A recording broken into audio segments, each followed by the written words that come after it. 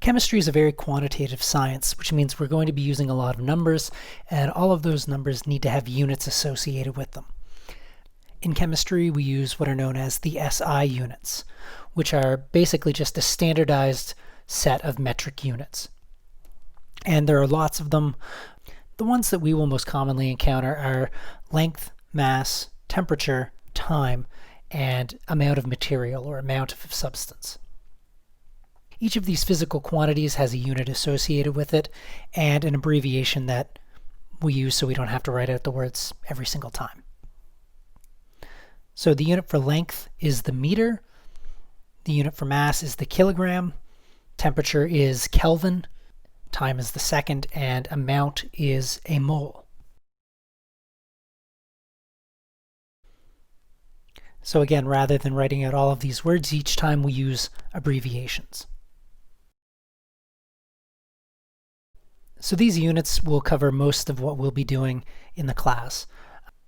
But sometimes the scales that we work on mean that using an entire meter for a length or a kilogram for a mass is unreasonable.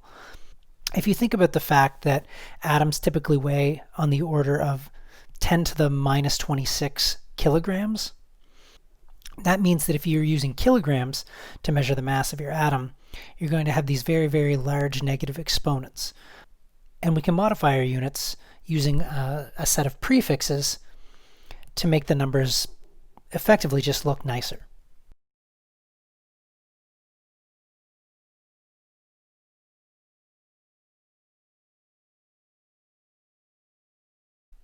So this list of prefixes covers most of the ones that we'll use in the course.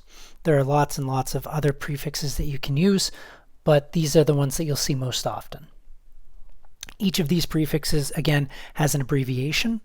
So for example, the giga prefix has the abbreviation capital G, and it means 10 to the 9 of whatever unit you're talking about. So the way you use these prefixes is you stick them in front of whatever unit you're working with. So in the example I've just written, we have 1 gigameter, which is equivalent to 1 times 10 to the 9 meters. So if you're working with very, very large distances, it can make sense to use a prefix to make the numbers smaller and simpler to look at.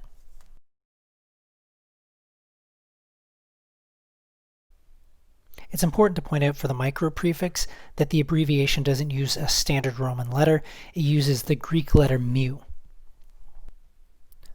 So in addition to the SI units and prefixes that we've just talked about, there are a couple of common units that are not SI, but they are worth knowing. So for temperature, there is the unit degrees Celsius, which is a very, very familiar unit for measuring temperature. It's not an SI unit, but you can convert it to the SI unit of Kelvin using the following conversion factor. So you take the value of temperature in degrees Celsius, you add 273.15 to it, and that will give you the value in Kelvin. And it's important to note that the size of 1 degree Celsius is exactly the same as the size of 1 Kelvin. The other common unit that's worth noting is the angstrom, measure of length. So the angstrom is an older style unit, and it means 10 to the minus 10 meters. So this puts it in size somewhere between a nanometer and a picometer. And this is an older unit that's very common to see when we're talking about something like a bond length between two atoms in a molecule. You will typically see things like the bond between atom A and atom B is 1.27 angstroms. In addition to the standard SI units and the two additional units that we just discussed, there are also something called derived units, which are made from 2 or more of these SI base units. So a couple of commonly encountered derived units are things like volume, density, velocity, energy, things like this. It's easy to understand the derived units for volume if you imagine finding the volume of a cube. Cubes have 3 dimensions: lengths, widths, and heights. So the volume for a cube is the length times the width times the height. And even though these have different names, they're all measurements of a length, the length of each of the three sides. Since the unit for length is the meter, a volume is going to be a meter times a meter times a meter, or meters cubed. So the unit for volume is cubic meters. Another unit for volume that is not based on SI units is the liter. And a liter is a decimeter times a decimeter times a decimeter, or a decimeter cubed. And another unit based on the liter is the milliliter, something that most of us are fairly comfortable with. 1 milliliter is equal to 1 cubic centimeter. And if you want to verify that for yourself, you can use a bit of dimensional analysis to make that work. Another set of derived units comes from density. A density is a mass per unit volume, so a mass divided by a volume. And typically these are expressed in things like grams per liter, grams per milliliter, things like this.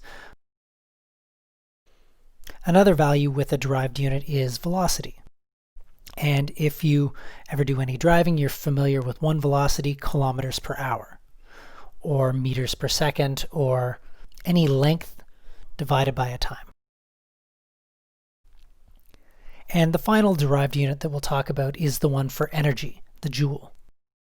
If you think about the expression for kinetic energy, energy equals 1/2 the mass times the velocity squared. If you look at the units for mass and velocity, you can work out the derived unit.